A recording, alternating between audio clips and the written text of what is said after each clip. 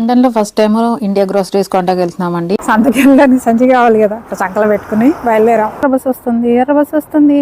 Bus ఎక్కగానే door దగ్గర machine ఉంటుంది అనమాట. మన దగ్గర ఉన్న కార్డు దాని మీద ట్యాప్ చేయగానే ఆటోమేటిక్ గా బ్యాలెన్స్ కట్ అయిపోతుంది. అలాగే రాబోయే స్టేషన్ ఏంటి అనేది ఇక్కడ డిస్ప్లే లో కనిపిస్తూ ఉంటదండి. మనం చూసుకోపోయినా అమ్మాయి చెప్తూనే ఉంటది పక్క నుంచి. కదండి, ప్రతి సీట్ దగ్గర ఈ ఎర్ర బటన్ ఉంటుంది అనమాట. ఇంకా మన స్టాప్ వచ్చేస్తుంది అనగానే ఇది నొక్కేసాం అనుకోండి, కరెక్ట్ గా మన స్టాప్ లో ఆపిస్తాడు అనమాట.